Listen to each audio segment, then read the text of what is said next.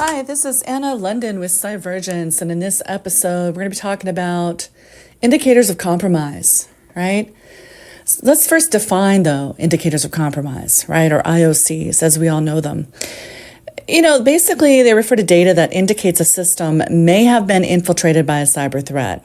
Okay, and they provide cybersecurity teams with crucial knowledge after a data breach or another breach in security.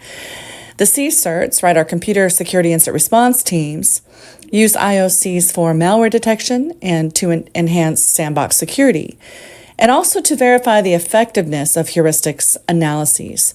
And they're also used to detect and prevent attacks or to limit the damage done by stopping the attacks early on, right? I'm more about prevention, right, than reaction, But if there is something, it's good to have the ability to react and basically train your teams. How do you even identify what an indicator of compromise even looks like?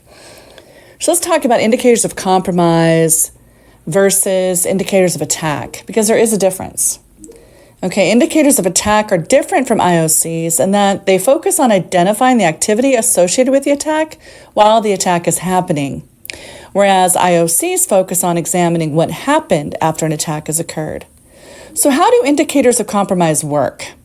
IOCs act as flags that cybersecurity professionals use to detect unusual activity that is evidence of or can lead to a future attack. And there are several different types of IOCs. Some include simple elements like metadata, and others are more complex, such as complicated code of malicious content. It is often helpful for information security professionals to gather several IOCs and then see if there is a correlation between them, indicating details of a possible attack. Let's walk through some of the most common indicators of compromise. The first one we're going to discuss today is unusual outbound network traffic. Because traffic leaving the network is an indicator that IT teams need to use to identify potential issues. If outbound traffic patterns are suspiciously unusual, the IT team can keep a close eye on it to check if something is amiss.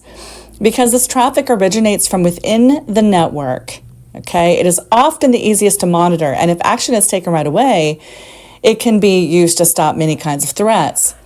The second we're going to talk about is anomalies in privileged user account activity. Privileged user accounts typically have access to special or particularly sensitive areas of the network or applications. So therefore, if anomalies are spotted, they can help IT teams identify an attack early in the process, potentially before it has done significant damage. Anomalies can include a user trying to escalate privileges of a particular account or use the account to access others with more privileges. Geographical irregularities is the third IOC we're going to discuss today, because if there are login attempts from countries with which your organization does not typically do business, then this can be a sign of a potential security compromise. It can be evidence of a hacker in another country trying to get inside the system. Let's talk about other login red flags. When a legitimate user tries to log in, they're typically successful within a few tries, right? So therefore, if an existing user tries to log in many, many times, this may indicate an attempt to penetrate the system by a bad actor, right? The brute force attack, right, kind of things. So we look for then failed login attempts. So if there's an excess of failed login attempts, with user accounts that don't exist, for instance, this can indicate someone is testing out user accounts to see if one of them will provide with illicit access, right? And then there's swells in database read volume, right? So that's another IOC. And when an attacker tries to exfiltrate your data, their efforts may result in a swell in read volume. And this can occur as the attacker gathers your information in an attempt to extract it. The next IOC is HTML response sizes. So if the typical hypertext markup language response size is relatively small, but you notice a far larger response size, it may indicate that data has been exfiltrated. And the massive data results in a larger HTML response size as the data is transmitted to the attacker. Large numbers of requests for the same file. That's the next IOC we're going to discuss. And, hackers often try again and again and again to request files they're trying to steal. And if the same file is being requested many times, this may indicate a hacker is testing out several different ways of requesting the files, hoping to find one that works, right? Time of check, time of use, basically.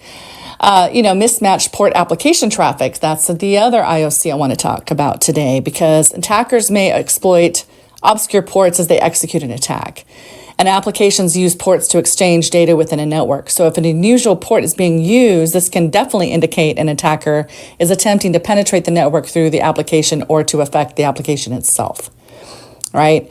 The next IOC is suspicious registry or system file changes. So malware often includes code that makes changes to your registry or system files. And if there are suspicious changes, that may be an IOC. Establishing a baseline can make it easier to spot changes made by attackers when and if they occur. Right, the next IOC is DNS request anomalies. So hackers often use command and control servers to compromise a network with malware. And the CNC server sends commands to steal the data, interrupt web services, or infect the system with malware. And if there are anomalous domain name system requests, particularly those that come from a certain host, this can be an IOC. And also the geolocation of those requests can help IT teams sniff out potential issues, especially if the DNS request is coming from a country where legitimate users typically do not hail from. Okay, so let's kind of, in summary, right? So what are indicators of compromise? IOCs refer to the data that indicates a system may have been infiltrated by a cyber threat. They provide security teams with crucial knowledge after there has been a breach of data or another breach in security. And then what is the difference between indicators of compromise and indicators of attack, right? In review, indicators of attack are different from IOCs and that they focus on identifying the activity associated with the attack while the attack is happening, whereas IOCs focus on examining what happened after an attack has occurred. And the next review question we're going to discuss is, how do indicators of compromise work, right? So as a reminder, IOCs act as red flags that cybersecurity professionals use to detect unusual activity that is evidence of or can lead to a future attack. And the fourth and final review question of today's podcast episode is, I should say, what are the most common indicators of compromise? So some of the most common ransomware indicators of compromise include unusual outbound network traffic, anomalies in privileged user account activity, geographical irregularities, other login red flags, swells in database read volume, HTML response sizes, large numbers of requests for the same file, mismatched port application traffic, suspicious registry or file system changes or file changes, and DNS request anomalies, right? So, look, get a gap analysis or cyber threat assessment today, okay?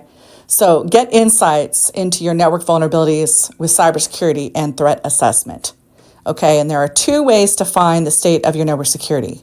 You can either wait for a breach to happen or proactively carry out a security threat assessment.